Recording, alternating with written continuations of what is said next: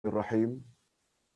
Alhamdulillah nahmaduhu wa nasta'inuhu wa nastaghfiruh wa na'udzu billahi min shururi anfusina wa min sayyiati a'malina. May yahdihillahu fala mudilla lahu wa may yudlil fala hadiyalah. Asyhadu an la ilaha illallah wahdahu la syarikalah wa asyhadu anna Muhammadan abduhu wa rasuluh la nabiyya ba'dah. Allahumma salli wa sallim ala nabiyyina Muhammad wa ala alihi wa sahbihi ajma'in amma ba'd. Hadirin dan hadirat serta para penonton dan para pemirsa sekalian, Assalamualaikum warahmatullahi wabarakatuh. Alhamdulillah, kita bersyukur kehadirat Allah Azza wa Jalla. Berkat taufiknya kita dapat meneruskan lagi majlis ilmu kita yang pada pagi ini sampailah kita kepada rukun iman yang keenam, iaitu iman kepada takdir atau iman kepada qada dan qadar.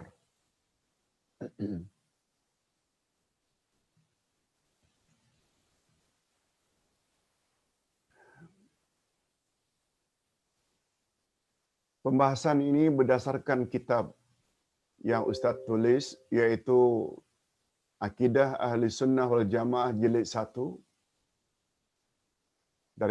dari muka surat 199 hingga muka surah 240 lebih kurang. Ada lebih kurang 40 halaman, dan 40 halaman ini dalam bentuk PDF yang Ustaz kirim. Kita terpaksa bahas hanya 10 muka surat saja setiap pertemuan. Jadi pertemuan kali ini insya-Allah kita akan bahas lebih kurang 10 muka surat, 10 halaman. Dari halaman 199 hingga 210.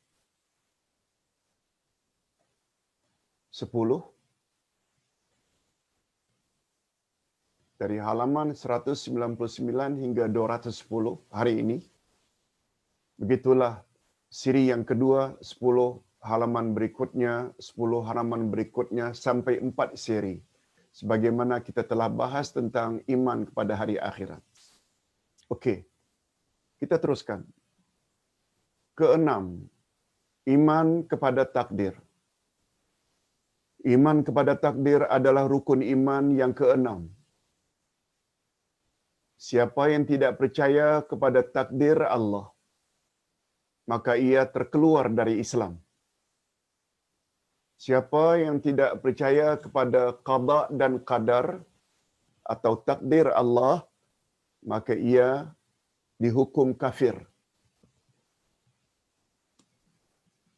Sebab iman kepada takdir termasuk salah satu daripada rukun iman yang 6. Keterangan tentang rukun ini, adanya iman pada takdir berdasarkan hadis sahih daripada Umar bin Khattab radhiyallahu anhu dari Rasulullah sallallahu alaihi wasallam melalui jawaban baginda Rasul sallallahu alaihi wasallam ketika ditanya oleh malaikat Jibril. Maknanya malaikat Jibril pernah datang jumpa Nabi. Antara pertanyaan Jibril, "Ya Muhammad, akhbirni anil iman." Tolong kau beritahu pada aku apa itu iman. Lalu Nabi Muhammad sallallahu alaihi wasallam menjawab, "Al-imanu an tu'mina billahi wa malaikatihi wa kutubihi wa rusulihi wal yaumil akhir wa tu'mina bil qadri khairihi wa syarrihi." Rawahu Muslim. Jawab Nabi, iman adalah kamu beriman kepada Allah, kepada malaikat, kepada kitab-kitabnya, rasul-rasulnya, kamu beriman pada hari akhirat, dan yang keenam, kamu beriman pada takdir baiknya dan buruknya. Hadis sahih riwayat Imam Muslim. Kalau kita tidak mau sesat, apalagi murtad, kita mesti beriman akan adanya takdir Allah. Itu sebabnya pagi tadi dalam kuliah subuh ringkas di kampung Malaysia Tambahan, Ustaz ada sebut. Berdasarkan keyakinan kita yang berpahaman Ahlus Sunnah wal Jamaah, hukum ada 3. Kita dah jelaskan ketika kita memperkatakan tentang Al-Asma'ul Husna, yaitu nama Allah Al-Wakil. Dari pembahasan nama Allah Al-Wakil itu, disebut hukum yang wajib kita yakini ada 3. Pertama namanya Al-Ahkamul Qadariyah, hukum takdir. Yang kedua Al-Ahkamul Syari'iyah, yaitu hukum hakam agama. Dan yang ketiga Al-Ahkamul Jazaiyah, yaitu hukum pembalasan di akhirat. Hukum takdir yang pertama, kita mesti percaya bahawa segala gerak laku kita di atas muka bumi ini telah ditetapkan oleh Allah sejak azali di dalam Lauh Mahfuz. Kita mesti percaya. Itu namanya hukum takdir. Kemudian kita hidup di atas muka bumi, kita perlu tertakluk dengan hukum hakam agama. Ini yang kedua, hukum syarak. Kemudian yang ketiga, kita mesti percaya segala tindak tanduk harian kita di muka bumi akan dibalas oleh Allah di akhirat nanti. Bila kita banyak berbuat baik, taat pada Allah, taat pada Rasul, suruhan Allah, suruhan Rasul kita buat, larangan Allah, larangan Rasul kita jauhi, kita akan dibalas dengan syurga di sana. Mudah-mudahan kita termasuk dalam golongan ini. Amin ya Rabbal Alamin. Tetapi apabila aktiviti kita dalam hidup di dunia ini tak mau terikat dengan hukum hakam agama, siksaan dan neraka menunggu di sana. Na'udzubillah min zalik. Nah, untuk mendapat penjelasan lanjut, sila dengar balik Al-Asma'ul Husna. Kalau tidak salah, Al-Wakil ada membahas dengan panjang lebar tentang 3 hukum tersebut. Okey, kita teruskan. Setelah kita tahu iman kepada takdir itu ada dalilnya, bukan maknanya ikut-ikutan. Kita mesti yakin. Yakin mesti dengan ilmu. Ilmu mesti berlandaskan dalil. Kita dah tak ragu lagi. Alhamdulillah. Mudah-mudahan keyakinan ini berterus-terusan hingga akhir hayat kita. Sekarang kita pindah kepada makna qada dan qadar. Para ulama berbeza pendapat tentang makna qada dan qadar. Sebahagian mereka berpendapat qada dan qadar mempunyai makna yang sama. Qada dan qadar, kata mereka, sama maknanya. Ada pula sebahagian mereka yang membezakan antara qada dan qadar. Kata mereka, qada adalah ilmu Allah tentang semua perkara yang akan berlaku pada masa akan datang. Ilmu Allah tentang apa saja yang akan berlaku pada masa hadapan, itu namanya qada. Sedangkan qadar pula, Allah mengadakan segala sesuatu bersesuaian dengan ilmunya dan kehendaknya.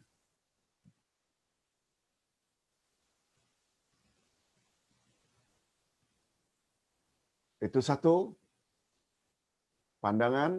Pandangan yang ketiga, ada pula yang mengartikan qada dan qadar itu terbalik. Takdir dengan makna qada dengan makna takdir. Itu maksudnya terbalik. Adapun golongan yang berpendapat bahwa qada dan qadar mempunyai makna yang sama, mereka mentakrifkannya sebagaimana berikut. Ini definisi orang yang mengartikan qada dan qadar dengan makna yang sama. Apa dia? Ini dia. Wan nizamul muhkam alladhi wada'ahu Allahu li hadzal mawjud wal qawaninil 'ammah was sunanil lati rabata biha al asbabu bi musabbabatiha. Artinya, qada dan qadar itu maksudnya ketentuan yang telah ditetapkan oleh Allah untuk segala yang wujud. Apakah yang wujud itu insan atau jin atau binatang atau apa saja, segala yang wujud telah ditetapkan oleh Allah di alam semesta ini. Ini dan undang-undang semesta ini dan undang-undang umum serta ketentuan-ketentuan yang diikat dengan sebab dengan musabbabnya, yakni antara sebab dan akibat. Sudah menjadi sunnah Allah. Sudah menjadi ketetapan Allah. Segala berlaku itu berdasarkan sebab musabbab. Cause and effect. Barulah munculnya si adalah ekoran daripada perkahwinan A dan B. Akhirnya dapat C, dapat D, dapat E. Semuanya itu kaitan antara sebab dengan musabbab. Disebabkan kahwin, akhirnya dapat anak dengan izin Allah. Disebabkan makan obat, lalu sembuh dengan izin Allah. Dengan sebab makan, datang kenyang dengan izin Allah. Ini yang dimaksudkan dengan hukum sebab musabbab, cause and effect. Oleh itu,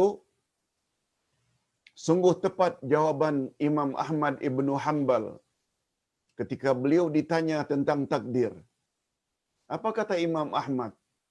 Takdir adalah qudratur Rahman, yaitu takdir adalah segala yang telah ditetapkan oleh Allah yang Maha Pengasih.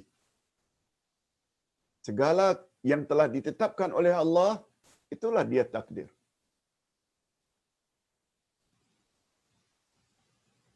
Oleh sebab itu, keyakinan yang mantap terhadap takdir, manusia tidak akan frust bila diuji oleh Allah dengan sakit. Apabila dia ditimpa musibah, dia tidak akan lekas putus asa. Sebab segala sesuatu telah ditetapkan oleh Allah. Tugas kita berusaha saja.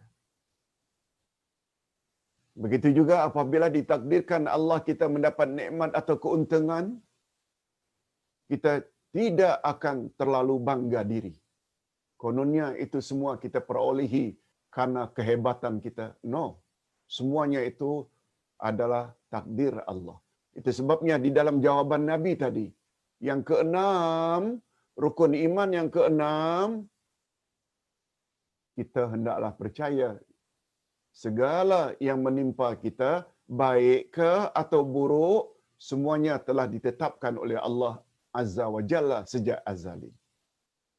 Ini makna qada dan qadar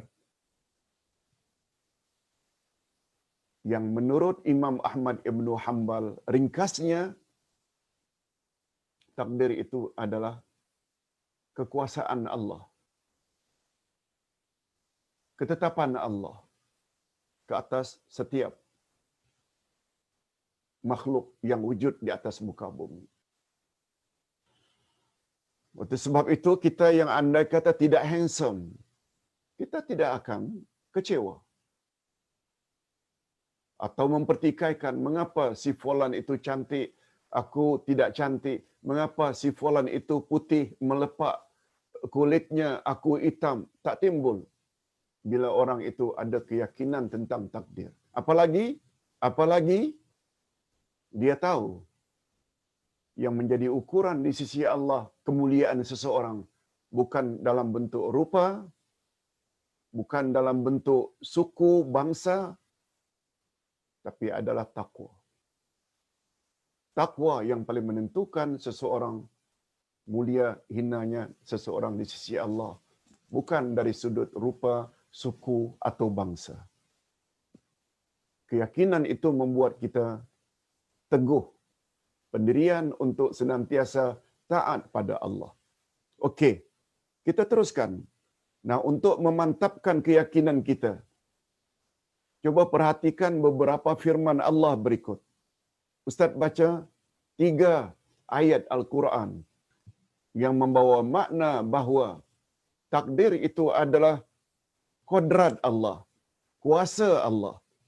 Yang pertama, ayat 153 dari surat Ali Imran.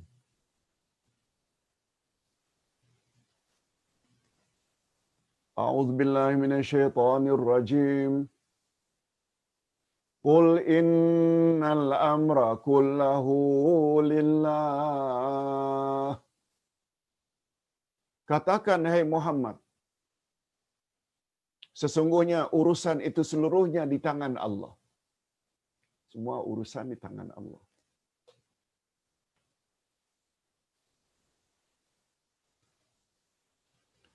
Wa ilaihi yurja'ul amru kulluh. Dan kepadanya lah dikembalikan urusan-urusan semuanya. Semua urusan kembali pada Allah. Yang ketiga, penghujung dari surat Yasin. Fasubhanallazi biyadihi malakutu kulli syai' wa ilaihi turja'un. Maha suci Allah yang di tangannya kekuasaan atas segala sesuatu, dan kepadanya lah kamu sekalian akan dikembalikan. Sebabnya bila ada kematian, kita selalu sebut inna lillahi wa inna ilaihi raji'un. Kita semua milik Allah dan kepadanya kita semua akan balik. Jadi sebenarnya iman kepada takdir dipanggil juga dengan akidah qadir. Akidah takdir atau akidah qadir sangat erat hubungannya dengan keimanan kita terhadap sifat-sifat Allah yang maha tinggi dan nama-namanya yang maha mulia, al-asma'ul husna, seperti al-ilmu, maha mengetahui, al-qudratu, maha berkuasa, al-iradatu, maha berkehendak. Semuanya ini adalah nama-nama Allah, sangat erat itu semua dengan iman pada takdir. Itu sebabnya tidak keterlaluan kalau Ustaz katakan keimanan seseorang kepada takdir tak akan sempurna bila dia tidak belajar al-asma'ul husna. Kalau dia tidak belajar al-asma'ul husna, nama-nama Allah, sebagaimana kita selalu bahas dalam kitab Al-Asma'ul Husna, dengan mengetahui itu semua akan terasa sangat kecil dan kerdil manusia ini, dan tidak akan menyombong diri di atas muka bumi. Karena apa? Karena Allah maha belaka. Maha belaka. Semalam Ustaz dapat WhatsApp dari salah seorang jemaah. Ustaz, saya baru saja ulang kaji mendengar video Ustaz tentang nama Allah Al-Majid. Al-Majid. Masya Allah, rupanya Al-Majid itu sangat hebat maknanya ya Ustaz. Ustaz jawab, tahniah. Karena suka mendalami nama-nama Allah Al-Asma'ul Husna. Sebab kesan positifnya, apabila kita tahu Allah itu maha besar, maha pengasih, maha penyayang, maha adil, tidak ada yang boleh mengatasi kesempurnaan Allah. Betul tak? Akhirnya menimbulkan rasa takut kita untuk menentang Allah. Malah sebaliknya, semakin rajin kita ingin tahu apa yang Allah kehendaki di dalam kitabnya Al-Quranul Karim. Yes, itu dia. Al-Asma'ul Husna sangat mustahak. Tafsir Al-Quran sangat mustahak sebab itu kalamullah. Sangat mustahak. Oleh sebab itu tidak keterlaluan kalau para ulama menyebut awwaluddin ma'rifatullah. Awal-awal agama adalah mengenal Allah. Untuk apa? Supaya kita takut pada Allah. Jadi jelas kesimpulan tersiratnya, mana-mana manusia yang sombong, bongkak, meninggi diri di atas muka bumi, semuanya berpunca karena jahil tentang nama-nama Allah. Itu kesimpulan.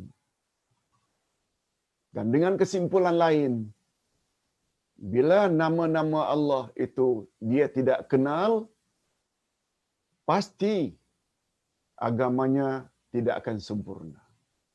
Ingat selalu, awwaluddin ma'rifatullah. Awal-awal agama adalah mengenal Allah. Okey, kita teruskan dengan ayat berikut. Bahawa Allah Subhanahu wa taala Maha berkuasa, Maha mengetahui, Maha berkehendak. Apa kata Allah tentang dirinya? Wa huwa bikulli syai'in alim, dan dia Maha mengetahui segala sesuatu. Allah bukan hanya tahu zahir kita. Segala yang terbetik, segala yang terdetik di dalam hati kita pun Allah tahu. Allah tahu zahir batin. Wa huwa ala kulli syai'in qadir. Dia Maha kuasa atas segala sesuatu. Itu sebabnya apabila kita sedang berkuasa, jangan sombong.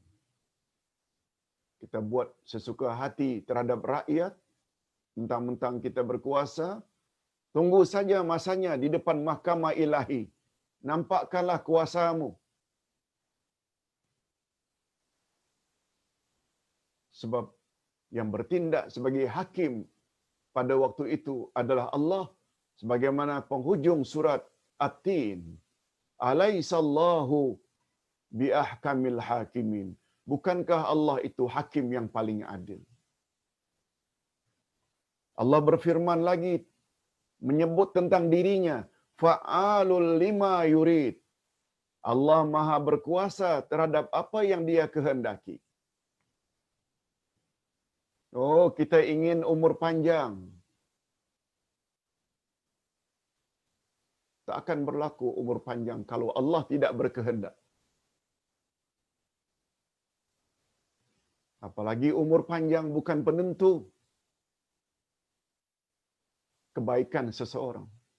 Sebab Nabi bersabda, khairun nasi man tala umruhu wa hasuna amaluh.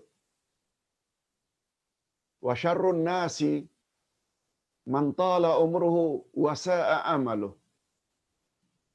Coba tengok ukuran Islam, ukuran Nabi, baik buruknya manusia terletak pada umur ke atau perbuatan.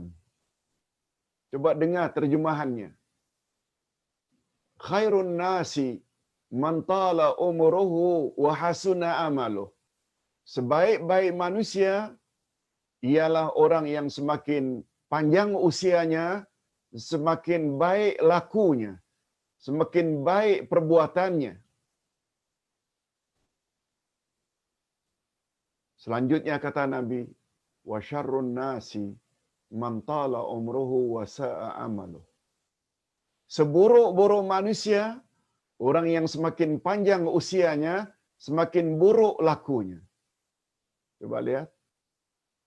Kesimpulan yang dapat kita ambil, baik buruknya manusia di mata Tuhan, bukan ditentukan sangat oleh panjang pendeknya umur, tapi yang paling menentukan adalah amalnya. Sama ada hasuna amaluhu, baik amalnya, atau sa'a amaluhu, buruk amalnya. Oleh sebab itu bila ada insan makin tua makin jadi, makin tua makin sombong, menurut Nabi ya, bukan menurut ustaz, menurut Nabi, itulah seburuk-buruk manusia. Na'udzubillah min dzalik. Oleh sebab itu jangan jadi orang yang selalu kita dengar dalam pepatah Melayu, makin tua makin jadi. Makin tua makin jadi. Tapi sebaiknya makin tua makin insaf. Makin takut kepada Allah. Yes, itu sepatutnya. Sekarang makna iman kepada takdir. Setelah tadi kita sebut makna qada dan qadar, sekarang apa maksudnya Ustaz iman kepada takdir? Setiap muslim dan muslimat wajib beriman kepada takdir Allah. Apakah yang baiknya atau yang buruknya? Apakah yang manisnya atau yang pahitnya? Yang dimaksudkan beriman pada takdir ialah beriman kepada ilmu Allah yang azali. Satu. Dan beriman kepada kehendaknya Allah yang pasti akan berlaku. Serta iman kepada kuasanya yang menyeluruh. Demikian makna iman kepada takdir. Iman, Allah tahu segala-galanya. Iman, Allah punya kehendak dan kehendak Allah pasti terjadi. Dan Allah kuasanya menyeluruh. Okey. Berikut martabat takdir. Hadirin dan hadirat serta para penonton dan para pemirsa yang saya hormati. Ustaz gunakan dua istilah. Penonton mungkin biasa digunakan di Malaysia, pemirsa itu biasa digunakan di seberang, di Indonesia. Pemirsa maknanya para penonton yang tidak ada di depan kita. Itu pemirsa. Malah kuliah kita ini juga didengar oleh orang-orang luar negara, terutama dari Doha, Qatar. Juga ada dari Singapura, dari Australia, dan alhamdulillah banyak yang dengar. Sebabnya Ustaz perlu berhati-hati dalam penyampaian ini, mesti lengkap dengan dalil dan hujahnya dari Quran dan Sunnah, supaya mendapat manfaat untuk kita semua. Pagi tadi Ustaz buat kuliah subuh di suatu kampung Malaysia tambahan. Dan ketika itu hujan sangat lebat. Hujan sangat lebat. Bagus juga kalau Ustaz share di sini. Nabi ada sebut tentang hujan. Dalam hadis sahih riwayat Imam Bukhari. Apa kata Nabi? Sila ambil pengajaran. Sebagaimana pesan Ustaz tadi pada masyarakat di kampung tersebut. Apa kata Nabi? Di antara hidayah yang aku bawa dari langit, di antara ilmu yang aku bawa yang datang daripada Allah di langit, dengan sikap umat manusia di permukaan bumi, sama betul, exactly, seperti turunnya hujan dengan lebat menimpa bumi. Ustaz ulang. Di antara hidayah, petunjuk, ilmu yang aku bawa, kata Nabi, daripada Allah, dengan sikap manusia terhadap dakwah yang aku bawa, sama betul dengan hujan yang turun dengan lebat dari langit menimpa bumi. Ada bahagian bumi yang menerima air hujan. Lanjutan dari kesediaan bumi tersebut menerima air hujan, akhirnya tanah tersebut jadi subur. Tumbuh tanam-tanaman dengan subur dan rendang, mengeluarkan hasil bermanfaat untuk makhluk lain, terutama manusia dan binatang. Macam-macam buah-buahan, sayur-mayur dan lain-lain dimanfaatkan oleh manusia. Itu jenis pertama, tanah. Jenis tanah yang kedua, tanah yang berlekuk-lekuk dan keras. Bahagian tersebut hanya menampung air hujan dari langit. Menampung air hujan dari langit. Dia tidak meresap. Dia hanya menakung. Air yang ditakungnya dimanfaatkan oleh makhluk yang lalu lalang. Kucing minum, kerbau berkubang, manusia ambil untuk mandi, manusia ambil untuk siram jambangan atau tanam-tanaman, manusia manfaatkan untuk mencuci pakaian, tapi tanah itu sendiri tidak meresap air tersebut, tapi berguna untuk orang lain. Tanah yang ketiga, tanah yang datar, tanah yang rata, seperti jalan raya yang diturap. Kata orang Indonesia, jalan raya yang diaspal. Rata. Keras pula. Lebat macam manapun air mencurah dari langit. Menampung tidak, meresap pun tidak. Menampung tidak, meresap pun tidak. Begitu datang hujan dari langit, dia akan tolak, dia akan tolak. Jenis tanah yang pertama ialah dari kalangan umat Muhammad yang menerima sepenuhnya wahyu ilahi. Wahyu ada dua jenis. Kalau 100%, 100% datang dari Allah makna dan susunan kata-katanya, itu namanya Al-Quran. Bila makna yang datang dari Allah dalam bentuk wahyu dan Nabi dibenarkan menggunakan bahasa sendiri, itu namanya hadis atau sunnah, lalu diterima. Akan tenanglah jiwa orang tersebut. Akan tenteramlah hati orang tersebut karena mendapat bimbingan daripada Allah melalui lisan Rasulullah sallallahu alaihi wasallam dan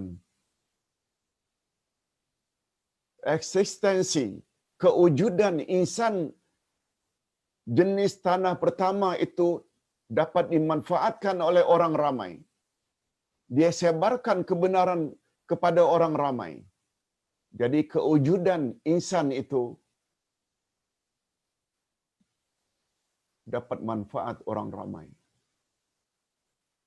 Oleh sebab itu, ekoran dari menerima air hujan tanah itu menjadi subur, itu memberi makna jiwa orang tersebut akan menjadi tenang dan tenteram, jiwanya pribadi, dan kewujudannya dalam masyarakat dimanfaatkan oleh masyarakat lain sebab dia memberi pendedahan kebenaran itu kepada orang ramai. Mudah-mudahan kita semua, hadirin dan hadirat, serta para pemirsa sekalian, semua kita berusaha untuk menjadi tanah yang pertama ini. Jangan jadi tanah yang kedua, yang menampung segala air hujan, banyak mengetahui tentang Quran dan Sunnah, lalu disebarkannya kepada orang lain, tapi dia sendiri tidak mengamalkannya. Orang ini banyak ilmu, tapi dia tidak laksanakan. Tapi dia hanya pandai bercakap. Nah, golongan inilah yang Allah sebutkan pada awal surat Saf, kabura maqtan indallahi an taqulu ma la taf'alun. Sebesar-besar laknat dan kutukan Allah ke atas orang yang bercakap sedangkan dia tidak berbuat. Yang dalam bahasa Melayunya selalu disebut cakap tak serupa bikin. Kita juga lebih-lebih lagi mohon dihindarkan oleh Allah dari jenis tanah yang pertama. Rata, keras, segala air hujan ditolak, inilah lambang orang kafir. Lambang orang kafir. Tak percaya Allah, tak percaya Rasul, tak percaya Quran, tak percaya sunnah Nabi, malah diperlekeh. Na'udzubillah min zalik. Mudah-mudahan kita dilindungi daripada menjadi dua jenis tanah yang terakhir tadi. Sekali lagi kita berdoa, mudah-mudahan Allah masukkan kita ke dalam golongan tanah yang pertama. Allahu Akbar. Allahu Akbar. Amin ya Rabbal Alamin. Okey. Nah sekarang kita ingin tahu martabat takdir. Untuk pengetahuan jemaah sekalian, beriman kepada takdir memang agak rumit.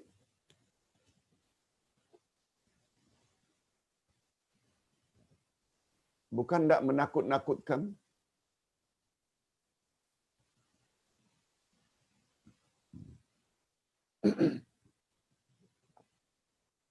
Sebab banyak dalam masyarakat,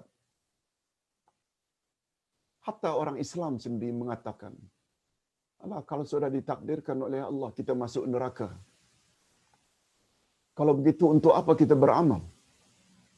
Sebab sudah ditetapkan. Sebaliknya, ada pula yang mengatakan, kalau sudah ditetapkan sejak azali, kita masuk syurga. Untuk apa beramal? Sebab kita garanti masuk syurga. Ini di antara contoh orang yang tidak faham makna iman kepada takdir. Itu sebabnya pendekatan Ustaz melalui martabat takdir insya-Allah boleh menolong kita memahami dengan lebih tepat apa itu iman pada takdir. Okey. Menurut Imam Ibn Taymiyah, takdir mengandungi 4 martabat. 4 martabat. Pertama, al-ilmu, ilmu. Yang kedua, al-kitabah. Ustaz ringkaskan dulu. Kitabah maknanya tulisan. Yang ketiga, al-masyiah, kehendak. Kehendak Allah. Yang keempat, al-khalq, ciptaan Allah. Ingat dahulu 4 martabat ini, insya-Allah senang kita memahaminya. Apa dia yang pertama? Al-ilmu. Apa dia yang kedua? Al-kitabah. Apa dia yang ketiga? Al-masyiah, kehendak Allah. Yang keempat, al-khalqu, iaitu ciptaan Allah.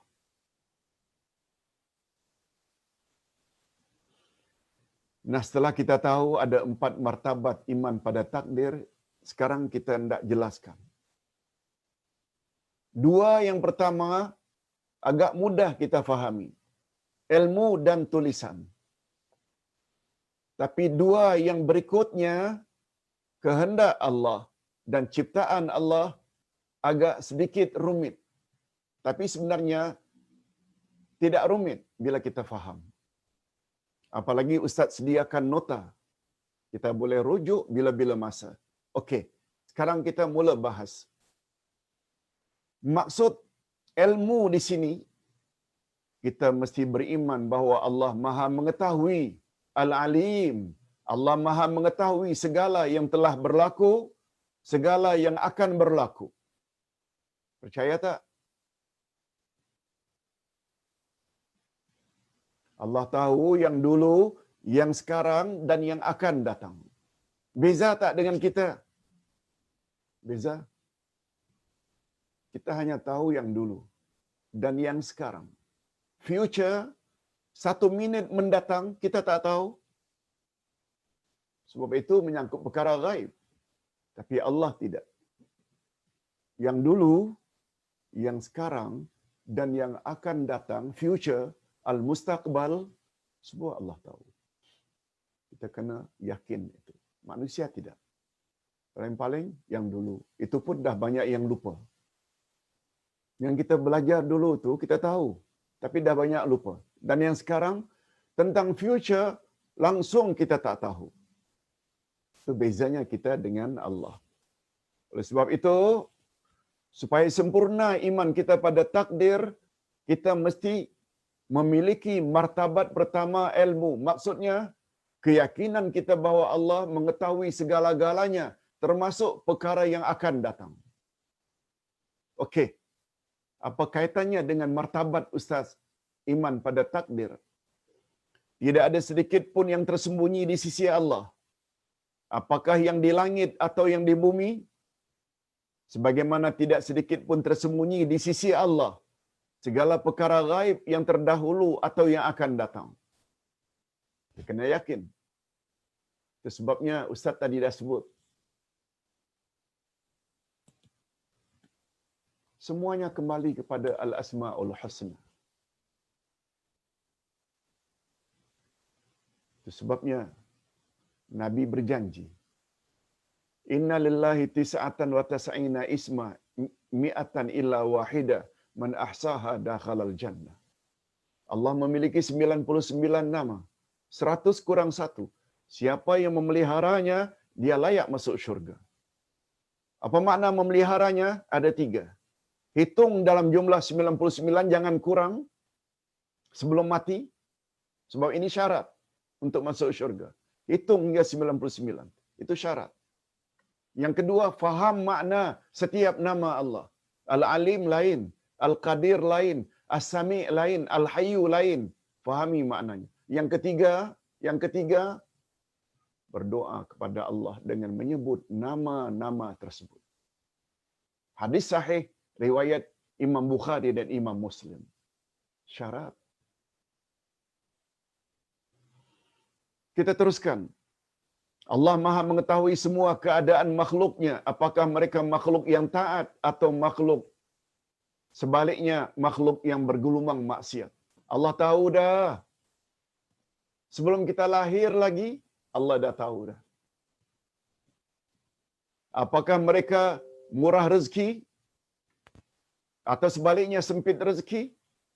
Demikian juga tentang ajal kematian masing-masing. Abdullah Yasin akan mati umur berapa? Sudah tertera di dalam Lauh Mahfuz. Cuma kita tak tahu. Kita tak tahu. Coba tengok apa kata Allah.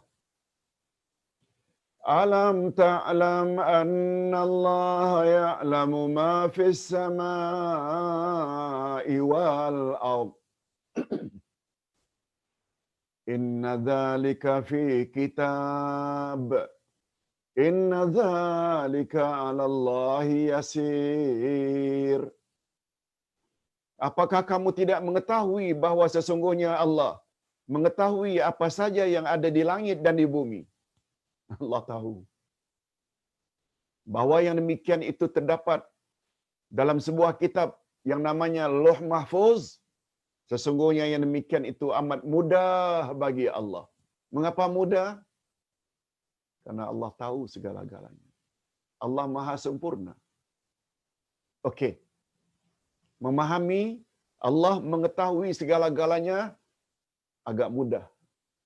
Semua kita yakin.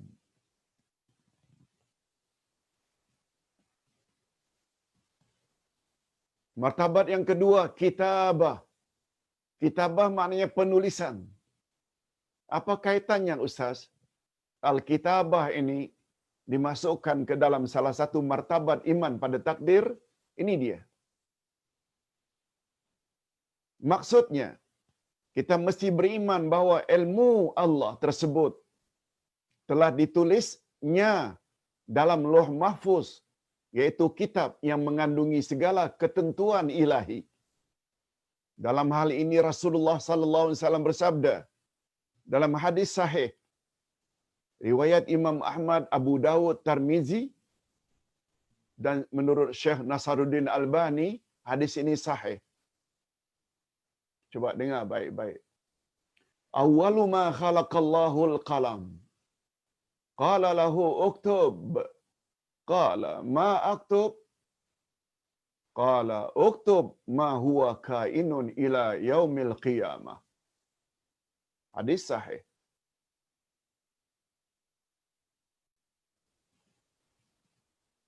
Makhluk pertama yang dicipta oleh Allah adalah kalam. Apa makna kalam? Pen. Pena. Alat untuk menulis. Jangan difikirkannya macam mana besar dan bentuknya pena itu. Jangan. Kalau Allah kata kalam, yakini saja kalam, alat untuk menulis. Lalu Allah berfirman kepada kalam, ya kalam, uktub, tulislah olehmu.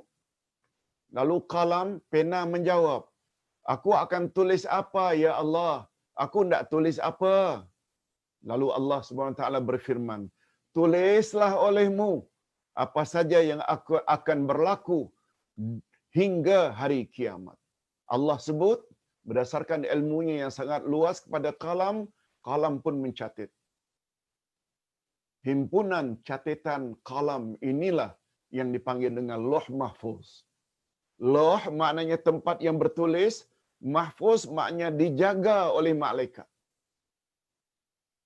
Supaya jangan dicuri maklumat yang ada dalam Lauh Mahfuz oleh syaitan. Itu sebabnya dia perlu dijaga. Itu sebabnya kegunaan bintang ada 3. Kita boleh lihat ini di dalam surat Al-Mulk, surat Al-Waqi'ah. Kegunaan bintang ada 3. Pertama, misbah. Sebagai lampu langit, lampu di langit dengan adanya bintang, gemerlapan, macam ada lampu. Yang kedua, untuk menentukan arah angin.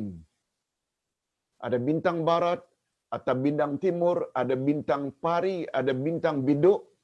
Kita ada belajar dalam ilmu astrologi, ilmu perbintangan. Itu namanya kegunaan kedua untuk menentukan arah angin. Dan yang ketiga, rujuman lisyayatin. Bintang dicipta oleh Allah untuk merejam syaitan. Syaitan yang macam mana? Kata ulama akidah, syaitan senantiasa ingin mencuri dengar berita dalam Lauh Mahfuz. Sedangkan Lauh Mahfuz dijaga oleh malaikat. Setiap syaitan mendekati, syaitan akan direjam dengan bintang atau tahi bintang yang dipanggil dengan syihab. Tahi bintang. Meteor. Sebabnya bila kita minta agar Allah lindungi kita dari syaitan, kita selalu sebut a'udzubillahi minasyaitanir rajim. Aku berlindung kepada Allah dari syaitan yang direjam. Direjam karena apa? Karena syaitan sangat suka mencari berita yang termaktub di dalam Lauh Mahfuz. Tapi harapan mereka tak akan kesampaian sebab begitu mendekati mereka akan dilempar dengan bintang. Allahu Akbar. Ayat-ayat Quran penuh dengan keyakinan. Segala yang Allah sebut mesti benar. Itu sebabnya kita tak cukup hanya baca Quran, malah belum cukup hanya sekedar bacaan terjemah harfiah, literal translation. Kita perlu kepada tafsiran, terjemah maknawiyah. Baik, Allah Subhanahu wa taala berfirman untuk menguatkan lagi tentang apa yang ditulis ini. Ma asaba min musibatin fil ard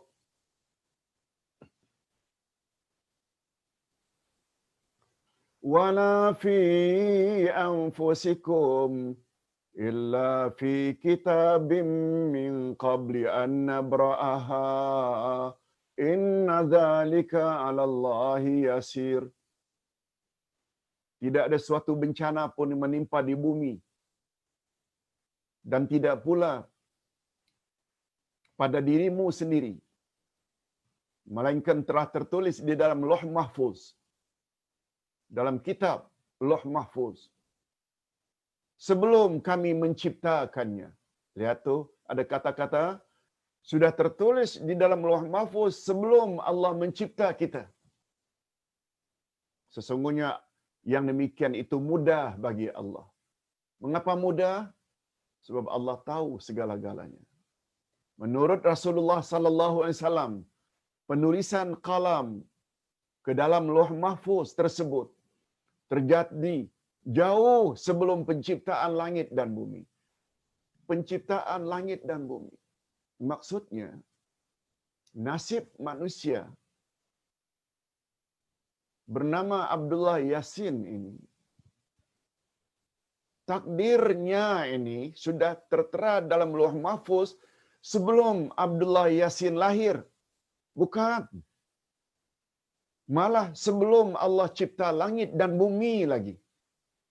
Lauh Mahfuz untuk A, B, C, D sudah tercantum di dalam Lauh Mahfuz. Tak percaya? Coba dengar hadis ini. Hadis sahih riwayat Imam Muslim dari Ibnu Umar.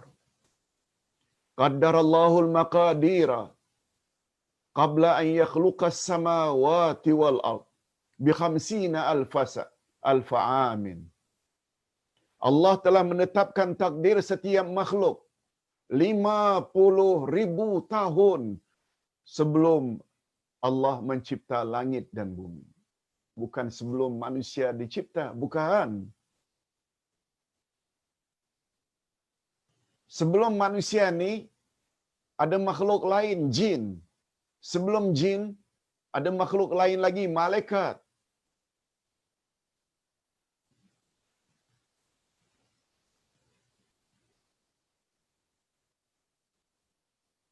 Nah, sekarang kita tahu dari hadis sahih ini, arahan Allah agar kalam tadi menulis itu berlaku 50,000 tahun sebelum Allah mencipta langit dan bumi. Nah, bayangkan. Itu sebabnya kita selalu gunakan istilah azali. Azali. Okey, kita teruskan. Kita masih ada lagi 2 martabat. Martabat pertama apa tadi? Ilmu. Yang kedua, tulisan. Kita dah faham dah. Yang ketiga, ini dia. Al-masyiah. Al-masyiah maknanya kehendak Allah. Apa pula maksudnya, Pak Ustaz? Ini dia. Kita beriman bahawa kehendak Allah adalah menyeluruh dan setiap kehendaknya ke atas segala sesuatu mesti berlaku. Dengan kata lain, segala sesuatu tidak akan berlaku di alam semesta ini melainkan dengan kehendaknya atau kemahuannya. Firman Allah, walau sya'allahu ma asyraku wa ma ja'alnaka 'alaihim hafiza wa ma anta 'alaihim biwakil. Dan kalau Allah menghendaki, niscaya mereka tidak akan mempersekutukannya, tidak akan berbuat syirik, itu maksudnya.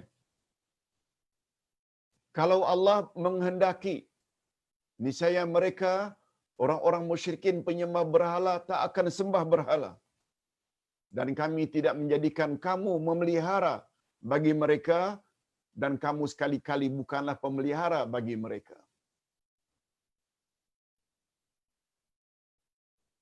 Sedikit penjelasan tentang ayat ini.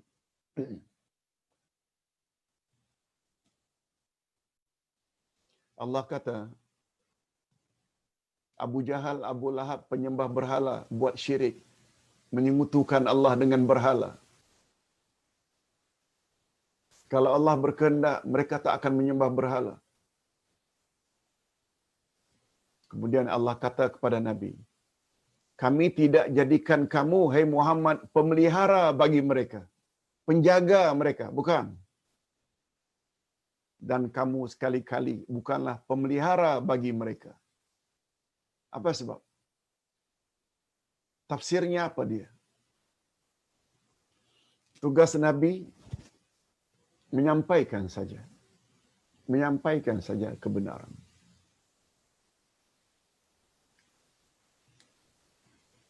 Bukan kerja kamu memasukkan atau membuka hati mereka sehingga mereka terima ajaranmu. Itu bukan kerja kamu. Itu namanya taufik. Itu taufik milik Allah. Membuka hati seseorang. Jadi mereka itu terus saja menyembah berhala, berbuat syirik. Itu Allah yang punya kehendak. Itu maksudnya. Kamu, hai Muhammad, bukan pemelihara mereka.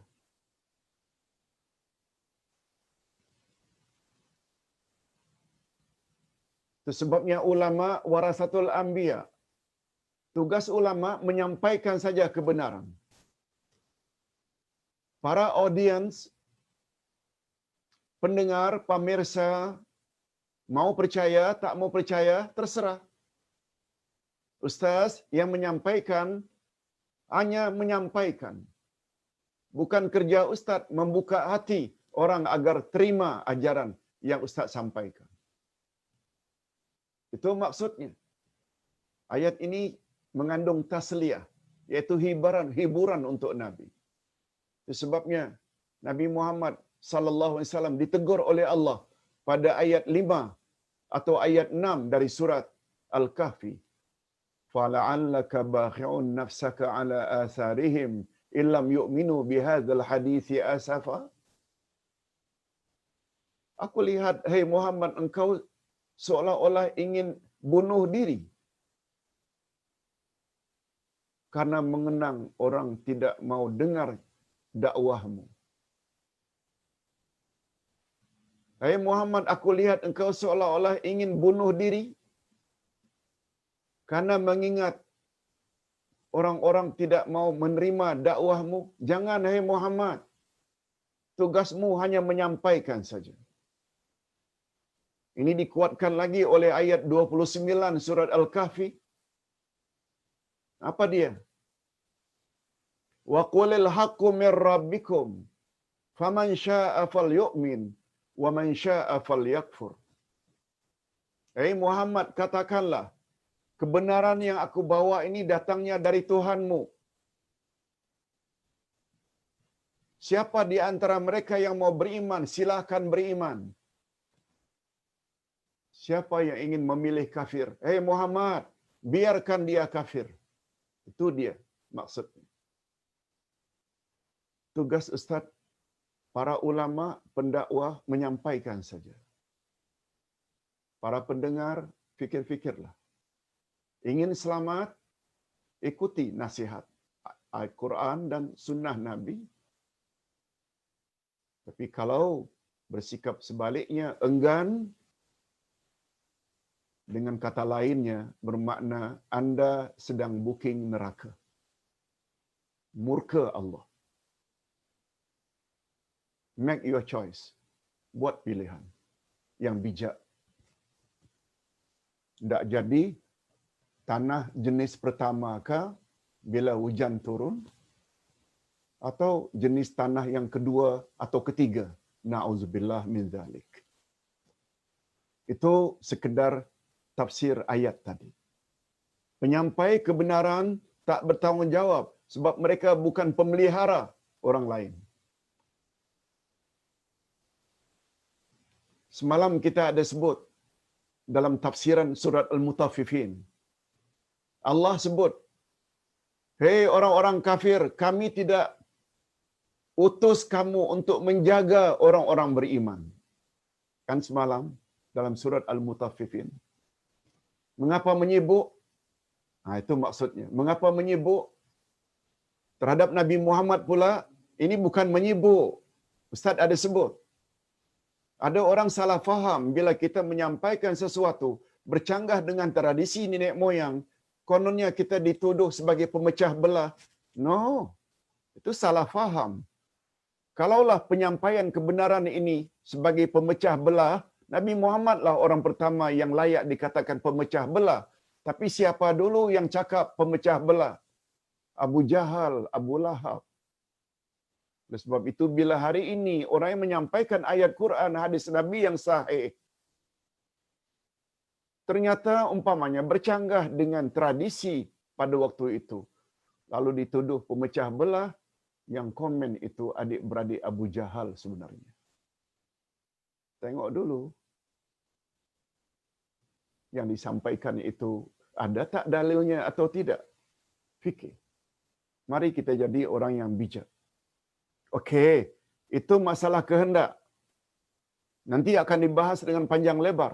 Mungkin pada sesi yang kedua nanti. Nah, kita sempurnakan dulu. Martabat iman pada takdir ada 4. Pertama tadi apa? Ilmu. Yang kedua tulisan, kitabah. Yang ketiga al-masyiah, kehendak. Kita dah sebut dah. Apa saja kehendak Allah pasti akan berlaku.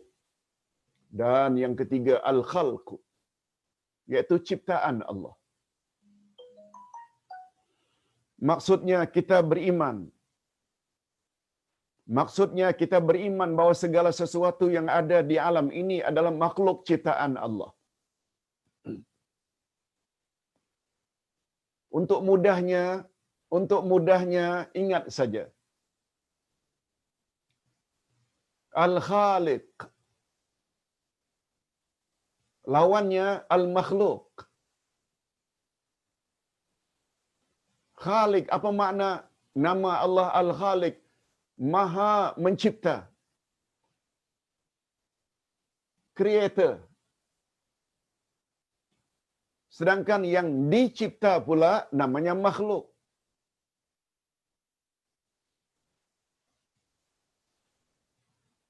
Umpamanya Ustaz ambil air. Dalam bahasa Arab, minum itu syariba.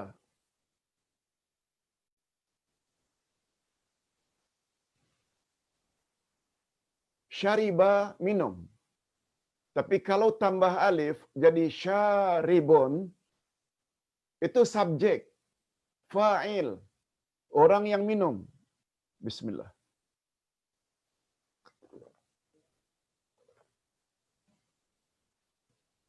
Yang diminum air dipanggil masyrub. Tambah mim depan, tambah waw sebelum akhir. Masyrub. Syarib yang minum, masyrub yang diminum.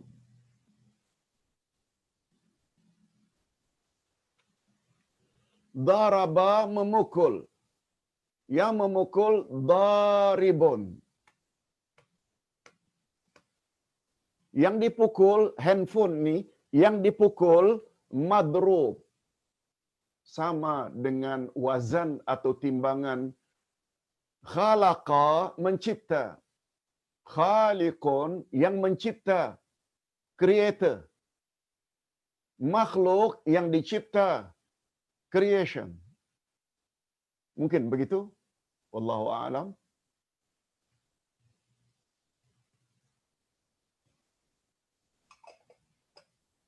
Oleh sebab itu yang mencipta adalah Allah. Selain Allah semua makhluk. malaikat ke, jin ke, manusia ke, binatang ke, tumbuh-tumbuhan, bulan, bintang, matahari. Pokoknya selain Allah, semuanya makhluk. Cuma ingat, Al-Quran bukan makhluk. Al-Quran bukan makhluk.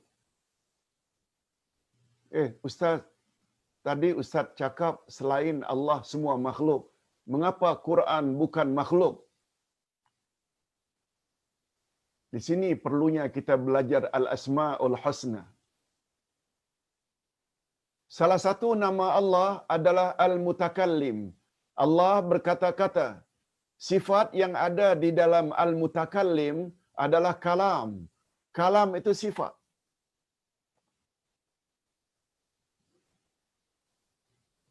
Ustaz buat contoh mudah. Al-Hayyu Maha Hidup. Apa sifat yang ada di dalam Al-Hayyu? Sifat. Hayat. Al-Basiru. Allah Maha melihat. Apa sifat yang ada dalam Al-Basiru? Basar. As-Sami. Allah Maha mendengar. Apa sifat dalam As-Sami? Sama. Mendengar. Dalam setiap nama Allah ada sifat Allah. Okey. Sekarang pertanyaan. Hal Ustazu Hayyun. Ustaz hidup. Ustaz ada sifat hayat, hidup. Tapi sama tak hidup di sisi kita, di sisi Ustaz, dengan hidup di sisi Allah? Jawabnya tentu saja tidak sama. Ustaz hidup bermula dari tiada, mati.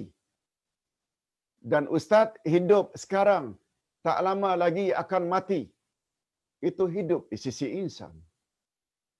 Tapi hidup di sisi Allah tak sama dengan hidup di sisi makhluk. Allah ada, tidak didahului oleh tiada. Dan adanya atau hidupnya Allah tak berakhir dengan binasa atau kematian. Dengan kata lain, Allah itu Hayyun, Al-Hayyu.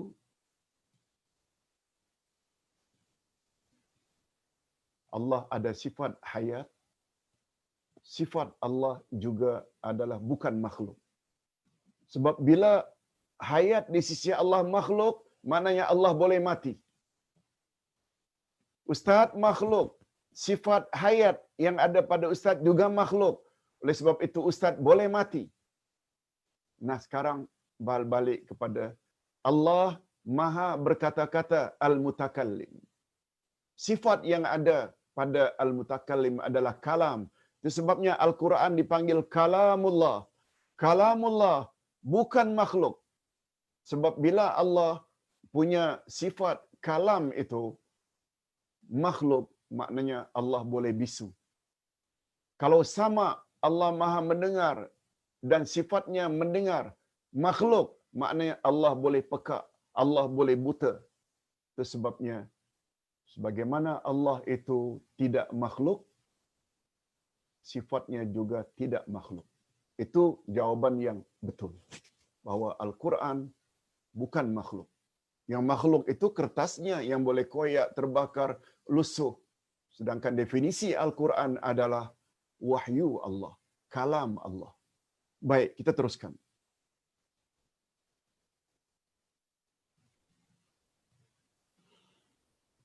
Kita beriman bahawa segala sesuatu yang ada di alam ini adalah makhluk ciptaan Allah.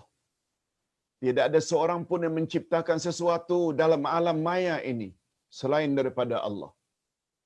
Yang ada dua saja, Khalik, creator, dan makhluk, creation. Allah Subhanahu wa taala berfirman, Allahu khaliqu kulli syai'. Allah pencipta segala sesuatu. Nah, kesimpulannya. Setelah kita tahu ada 4 martabat iman pada takdir, kesimpulan. Kita beriman bahawa Allah Maha mengetahui segala yang akan terjadi. Kesimpulan ini kita ambil daripada martabat yang mana satu? ilmu Allah. Bahawa Allah mengetahui segala sesuatu. Baginya tidak ada satu pun yang tersembunyi. Yes, masih lagi martabat pertama. Lalu berdasarkan ilmunya yang luas itu diperintahkannya kalam, pen, agar menulis apa saja yang akan berlaku hingga hari kiamat. Masuk martabat yang kedua, apa dia? Kitabah, yaitu penulisan. Kita juga beriman bahawa kehendak Allah mengatasi segala kehendak makhluknya. Makhluk memang ada kehendak. Tapi kehendak makhluk tertakluk dengan kehendak Allah. Itu sebabnya ada satu hadis Nabi menyebut, Masya Allahu kana wa ma lam yasha' lam yakun. Apa yang Allah kehendaki pasti terjadi, dan apa yang Allah tidak kehendaki tak akan terjadi. Itu dia al-masyiah. Sebagai contoh, baru kahwin, merancang ingin punya anak 3. Merancang ingin anak 3 orang. Tetapi di Lauh Mahfuz sejak azali sudah tertera 5. Tertera 5. Yang akan berlaku adalah 5. Itu maksudnya. Apa yang Allah kehendaki pasti terjadi, dan apa yang Allah tidak kehendaki tak akan terjadi. Jangankan 3 dapat 5, jika Allah berkehendak sejak azali, seorang pun zuriat tak akan dapat sampai mati pun boleh.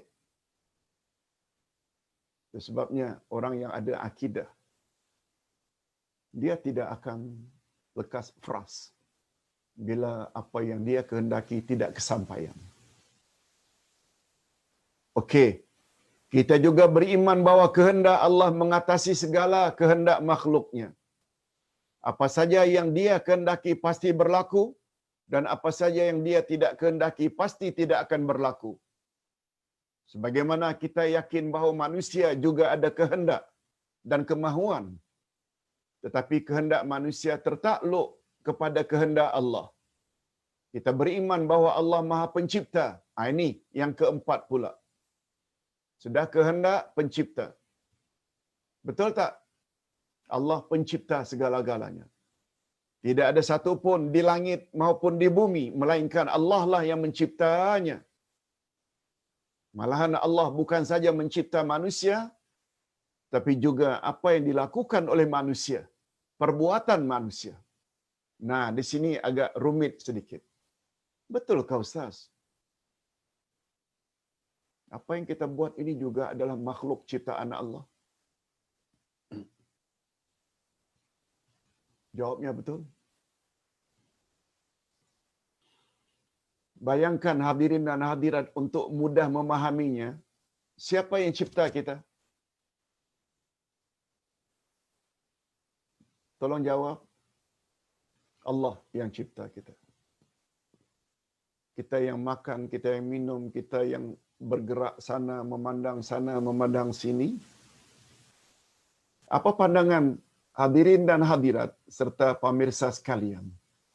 Kalau diri ini Allah yang cipta, lebih-lebih lagi lah segala yang muncul dari diri ini juga adalah makhluk Allah. Sekali lagi, kalaulah diri ini adalah makhluk, makhluk maknanya ciptaan Allah, automatically segala yang muncul dari diri ini juga adalah makhluk Allah. Begitu pembahasan ulama akidah. Tapi Ustaz, mengapa kita mesti bertanggungjawab terhadap apa yang kita buat kalau itu memang makhluk ciptaan Allah? Mengapa kita mesti dihukum apabila minum arak? Kalau minum arak itu juga adalah makhluk Allah. Kalau berzina itu juga adalah makhluk Allah. Tunggu dulu, nanti kita akan jawab. Ringkasnya, bila awak salat puasa, zakat, haji, wakaf. Awak ingin tak mendapat pahala, ganjaran syurga? Ingin. Okey. Kalau kebaikan yang awak buat itu adalah ciptaan Allah, mengapa awak klaim ganjarannya, pahalanya untuk awak? Tapi mengapa bila awak buat jahat, awak tidak mau terima siksaan daripada Allah? Itu jawabannya, kata ulama akidah. Itu jawabannya. Nanti kita akan sampai ke bahagian itu. Namun demikian, ini dia. Namun demikian, walaupun makhluk kita ini adalah makhluk ciptaan Allah, segala perbuatan kita adalah ciptaan Allah. Namun demikian, Allah menyuruh hamba-hambanya agar mentaatinya dan mentaati Rasulnya. Ada tak arahan Allah yang dipanggil dengan hukum syarak? Ini halal, ini haram. Ini boleh, ini tak boleh. Dan dia, yakni Allah melarang kita durhaka kepadanya. Ada tak? Dan kepada Rasulnya, Allah larang. Dan dia cinta kepada hambanya yang bertakwa, adil dan berbuat ihsan. Allah dah sebut dah, aku sayang pada orang yang bertakwa, yang adil, yang berbuat ihsan. Dan dia reda kepada hambanya yang beriman dan beramal saleh. Dia suka. Allah beritahu. Dan dia tidak reda kepada kaum yang zalim dan fasik. Dia tidak menyuruh mereka melakukan perbuatan keji. Dia tidak suka kepada hambanya yang kufur dan melakukan kerosakan. Oleh itu, manusia mempunyai kebebasan memilih untuk menjadi hambanya yang diredai atau sebaliknya. Silakan pilih. Macam ayat 29 dari surat Al-Kahfi tadi. Sampaikan, hai Muhammad, kebenaran. Bahawa kebenaran itu datang daripadaku, kata Allah. Siapa di antara mereka yang mau beriman, silakan beriman. Siapa yang ingin memilih kafir, ingkar, durhaka, biar dia kafir. Selain itu, mereka mempunyai akal untuk menimbang mana baik, mana buruk. Mendapat bimbingan Rasul dan diberi kitab petunjuk Al-Quran. Manusia adalah pelaku amalan secara hakiki. Walaupun perbuatan manusia juga adalah makhluk Allah, tetapi dalam pandangan Islam, apa yang manusia buat itu sebenarnya perbuatan manusia. Perbuatan yang dia lakukan secara hakiki. Oleh itu mereka layak mendapat pahala. Ini dia.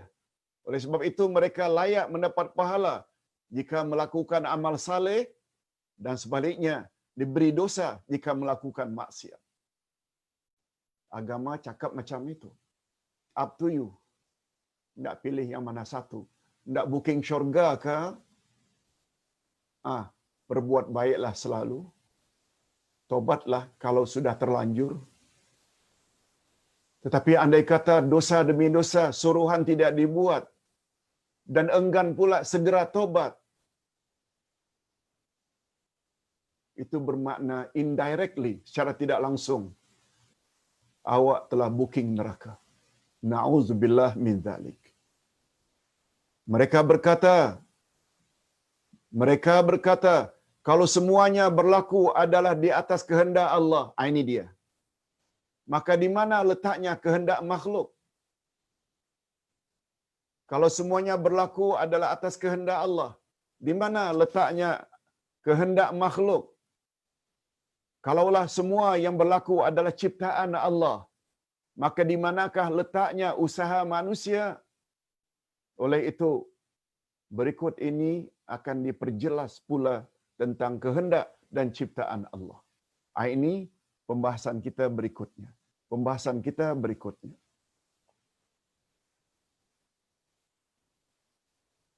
Kita sudah bercakap 1 jam 20 minit. Ustaz kira kita padakan sampai di sini dulu. Nanti kita akan bahas apa makna iradah atau kehendak tadi, masyiah. Ustaz, sesekali dipanggil iradah, kehendak. Sesekali dipanggil masyiah, juga kehendak. Apa beda Ustaz iradah dengan masyiah? Itu nanti kita akan bahas pada pertemuan minggu hadapan, insya-Allah. Minggu hadapan, insya-Allah. Ustaz kira cukup sampai di sini dulu. Ustaz akan coba jawab jika ada beberapa pertanyaan. Kalau ada. Ustaz tutup dulu pencerahan iman pada takdir sesi yang pertama ini atau bahagian pertama. Kita sambung insya-Allah 3 siri lagi. 2, 3 dan 4. Dan Ustaz yakin insya-Allah approach seperti ini membuat kita clear, jelas apa itu makna takdir yang sebenar. Wabillahi taufik wal hidayah. Assalamualaikum warahmatullahi wabarakatuh.